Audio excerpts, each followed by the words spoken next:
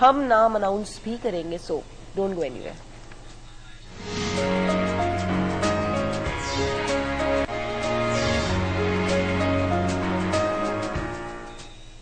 Welcome back ناظرین. یہ میری جادو کا جو یہ وہ ہے نا پیالہ, اس کے اندر آپ سب کے نام ہے. دیکھیں اتنے سارے نام ہیں, اور اس کو ہم نکالیں گے پروگرام کے اینڈ میں.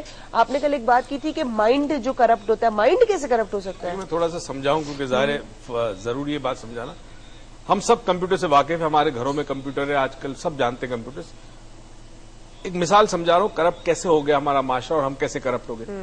کمپیوٹر میں ایک ہوتا ہے آپریٹنگ سسٹم. کسی زمانے میں ڈاس ہوتا تھا, ونڈوز ہے, لینکس بھی ہوتا ہے, پھر ایپل میکنٹوش کا بھی اپنا سسٹم ہے, اور ایک آپ کے ڈیٹا ہوتا ہے جس پہ آپ کام کرتے ہیں, وہ آپ کا ایک ہارڈ ڈسک میں سٹور ہوتا ہے.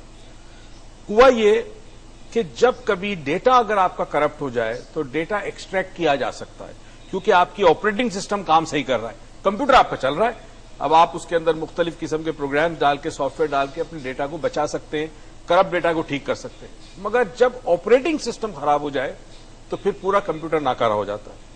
ہمارے ساتھ یہ ہوا کہ برسوں سے ہم جو کرپشن کی کہانیاں, پہلے تو اتنا پتا نہیں تھا, خیر میڈیا نہیں تھا تو شعور بھی نہیں تھا, مگر پھر بھی ہماری اپنی زندگیوں میں تھے نا. جو چور تھا اسے پتا ہے کہ میں چور ہوں, بےمان کرنے والا پتا ہے کہ میں بےمان ہوں, کم تولنے والے کو پتا ہے کہ میں کم تول رہا ہوں, کم ناپ کپڑا دینے والا پتا ہے کہ میں کم ناپ دے رہا ہوں. اسے تو پتا تھا نا, اس نے اپنی اصلاح نہیں کی. جب یہ بیماری پھیلتے پھیلتے بڑھی تو ڈیٹا کے بعد اب جو چیز کرپٹ ہوگی وہ آپریٹنگ سسٹم ہو گیا.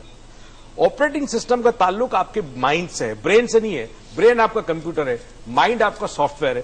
جو مائنڈ چاہتا ہے برین وہی کام کرتا ہے. برین بائی اٹ سیلف کی not do anything else, کچھ بھی نہیں کر سکتا برین آپ کا جب تک مائنڈ اس کو حکم نہ دے یا اس کو آپریٹ نہ کرے. تو مائنڈ میں کرپشن تھاٹ سے آیا ہے. اب جب تھاٹ آتا ہے کرپشن کے اندر تو اس کرپشن کے تھاٹ کو بچانے کے لیے آپ کے پاس ایمان ہوتا ہے, آپ کے پاس عقیدہ ہوتا ہے.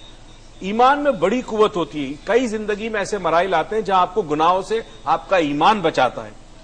مگر یہ کرپشن ایسا برا وائرس ہے کہ سب سے پہلے آپ کے ایمان کو اٹیک کرتا ہے. جیسے ہی ایمان کو اٹیک کرتا ہے تو ایمان کے اندر تبدیلی اس طرح آتی ہے کہ آپ ایمان کو تو نہیں چھوڑ سکتے, کیونکہ ایمان تو آپ کا پوری زندگی کا ایک پلر ہے جس پہ آپ کھڑے ہیں, آپ کی پوری شخصیت ہے. تو ایمان کے اندر جسٹیفیکیشن آ جاتی ہے. مثال کے طور پہ رشوت بری چاہتے حرام ہے, مگر آپ کہیں گے میں کیا کروں, سب لے رہے ہیں, اللہ معاف کرنے والا, اللہ رحمان ہے, اللہ رحیم ہے, معاف کر دے گا, حج کر لو سارے گناہ معاف ہو جائیں گے. یہ جسٹیفیکیشن آپ کا مائنڈ دیتا ہے آپ کو. تو اب یہ ہوتا ہے کہ کرپشن کو آپ اپنے مائنڈ کا حصہ بنا لیتے ہیں, اپنے تھاٹ پروسیس کا, اور آپ کرپشن کریں گے یہ سوچ کے کہ میں خیرات دے دوں گا, زکات دے دوں گا, بھلا بھلا جو بھی ہوتا ہے. کرپشن کے پیسوں سے حج کیسے ہوتی ہے مجھے سمجھ میں نہیں آتی, کرپشن سے پیسوں سے عمرے پہ کیسے جاتے پتا نہیں ہے مجھے. تو یہ مائنڈ اصل میں ہمارا تھاٹ لیول پہ کرپٹ ہو گیا ہے, عقیدے اور ایمان میں کرپشن آ گیا, تبھی یہ کرپشن زندگی میں آ گیا. ٹھیک ہے بھائی, اتنی انہوں نے ڈیٹیل میں سمجھا دیا. اب تو کسی کی اس بات کی کچھ گنجائش نہیں تھی سوائے اس کے کہ جو ہمارا ای ایف ٹی کا ورک شاپ ہے, کیا ای ایف ٹی سے کرپشن ختم ہوتا ہے؟ ای ایف ٹی سے ویٹ کم ہوتا ہے, ای ایف ٹی سے کریونگ ختم ہو سکتی ہے. ای ایف سے کرپٹ آدمی اگر ڈیسائیڈ کر لے کہ میں یہ چیز نہیں روک سکتا, اپنے آپ کو شراب پینے سے نہیں روک سکتا, تو اسے روکا جا سکتا. اچھا چلے جی, جو بھی ای ایف ٹی کا واؤچر جیتے گا تو وہ تو اپنی کرپشن شاید روکے اگر اس کا ارادہ ہے, یا اپنی زندگی کو بہتر کر سکے. جس کا نہیں نکلتا وہ ویسی ورک شاپ کر لے. اور یہ بتا دیں دنیا میں بہت ہائی لیول پہ یوز ہو رہا ہے ای ایف ٹی, اور انیشلی تو یہ سائیکالوجسٹ اور ڈاکٹرز کے لیے تھا, اب تو عام لوگوں کے لیے, اور امریکن پروگرام یہ. بسم اللہ الرحمن الرحیم. ایسا ہاتھ اٹھا رہے تو دیگ میں ہاتھ ڈلوا رہے ہیں, چھوٹا سا دیگ میں ہاتھ نہیں ڈالتا, تو ہی ڈالا کرتی تھی, سوری, بریانی کے لیے, پتہ نہیں کس کے لیے. اب تو آج کل تو خیر ماشاءاللہ عروج تو. اچھا جی, ایک چٹ نکلی ہے, عروج ڈل ڈاؤن عروج پہ ہے.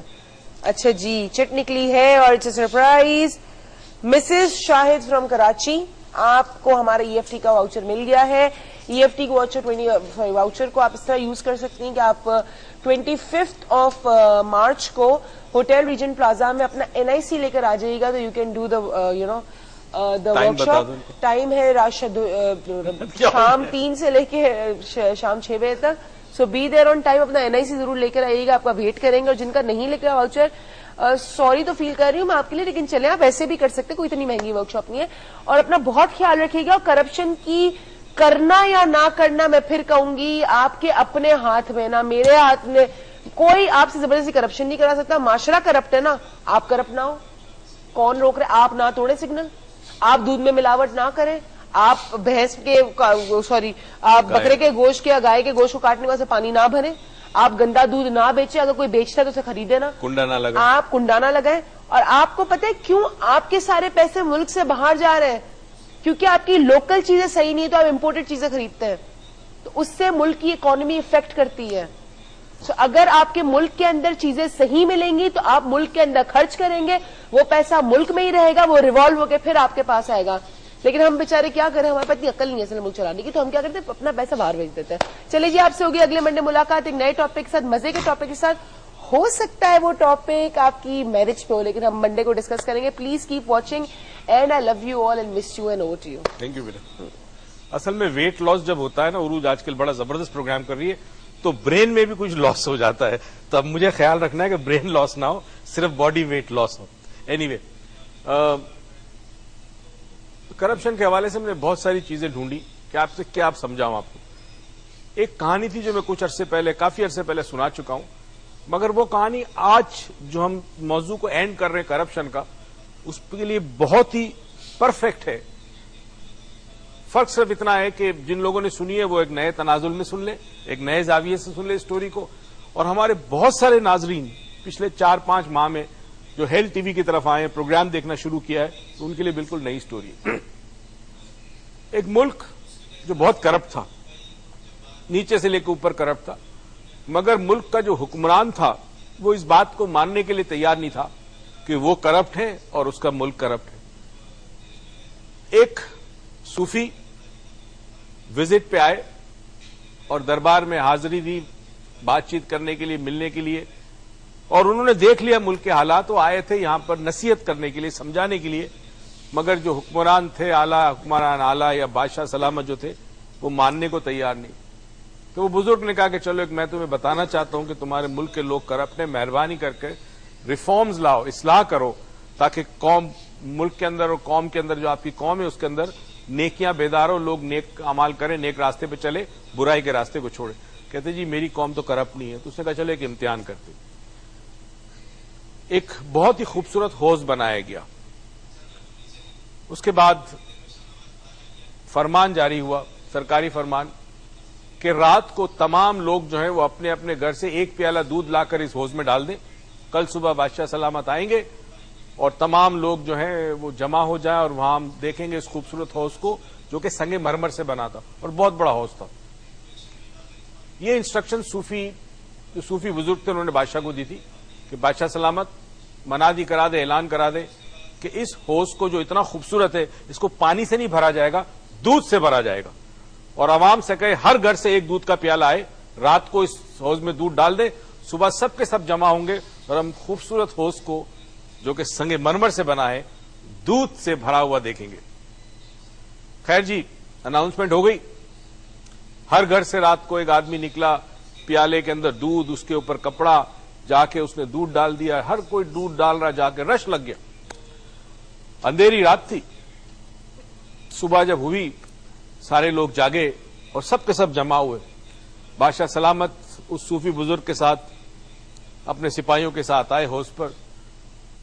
پبلک بھی جمع ہو گئی, بادشاہ سلامت بھی آیا. آ کے جب دیکھا تو حوض میں دودھ نہیں صرف پانی تھا. بادشاہ بڑا حیران ہوا. اس نے اپنے وزیر سے کہا میں نے کیا کہا تھا اعلان کرنے کو؟ وزیر نے کمانڈر ان چیف سے کہا جو سپاہی کا انچارج تھا, تم نے اناؤنسمنٹ کروایا تھا اعلان؟ اس نے کہا جی میں نے اناؤنسمنٹ کروایا تھا کہ دودھ لے کے آئے. اب وہ صوفی بزرگ کا منہ دیکھ رہے کہ کیا ہوا, ہم نے تو اناؤنسمنٹ کرائی تھی دودھ کی, دودھ تو ایک قطرہ نہیں, سب نے پانی ڈالا اس میں. تو وہ جو صوفی بزرگ تھے انہوں نے بادشاہ سے کہا, بادشاہ کو سمجھ نہیں آئی تھی ہوا کیا. اس نے کہا چند لوگوں کو پکڑو اور لاؤ یہاں پر, اور ان سے کہو سچ اگلے کہ انہوں نے کیا کیا. خیر جی, عوام میں سے لائے کچھ لوگوں کو, بادشاہ سلامت کے سامنے حاضر کیا. 2-4 تھپڑ لگائے سپاہیوں نے. سچ بتا ہوا کیا؟ انہوں نے کہا جی بات یہ, ایک آدمی نے کہا کہ جب رات ہوئی اور میں نے پتا چلا کہ ہمیں دودھ ڈالنا ہے, تو میں نے کہا جی بات یہ ہے کہ سب لوگ تو دودھ ڈالیں گے, میں پانی ڈال دوں کسی کو کیا پتا چلے گا کہ میں نے دودھ ڈالا ہے کہ نہیں. دوسرے سے پوچھا, اس نے کہا میں نے بھی یہ سوچا کہ باقی تمام لوگ تو دودھ ڈالیں گے اس کے اندر حوض میں پانی ڈال دوں, میرے حصے کا کیا پتا چلے گا. قصہ مختصر, ہر شخص یہی سوچ رہا تھا کہ میں کرپشن کر لوں کسی کو کیا پتا چلے گا, باقی سب تو دودھ ڈالنے والے. پتا چلا جو معاشرہ ہی کرپٹ ہو اس میں ہر شخص یہ سوچتا ہے کہ میں کرپشن کر لوں کسی اور کو پتا نہیں چلے گا. اور ہر شخص نے یہ سوچ کر کہ دوسرا دودھ ڈالے گا، اس نے پانی ڈالا اور آخر میں حوض میں صرف پانی تھا۔ ناظرین، سٹوری کا مطلب سمجھانے کا یہ ہے کہ اگر معاشرہ کرپٹ ہے تو ہم سب، میں، آپ، ہم سب ذمہ دار ہیں۔ پڑھا لکھا طبقہ، ان پڑھ طبقہ، مزدور طبقہ، سیاست دان، لیڈران، پروفیشنلز جتنے ہیں، بزنس مین ہیں، تمام کے تمام۔ اور اگر ہمیں اپنے اس معاشرے سے، اپنے اس پیارے ملک سے کرپشن کو ختم کرنا ہوگا، پہلے دن میں نے کہا تھا 3 ستون ہیں جو کرپشن کو ختم کریں گے: باپ، ماں اور استاد۔ یہ 3 اپنا رول ادا کریں، آج سے ادا کریں، معاشرے سے آہستہ آہستہ ہمارے ملک سے کرپشن کا خاتمہ ہوگا۔ اس دعا اور امید کے ساتھ کہ پروردگار زندگی میں آپ کو بے تحاشا خوشیاں دیں، توفیق دے کہ خوشیاں دوسروں میں بانٹیں۔ پاکستان پائندہ باد۔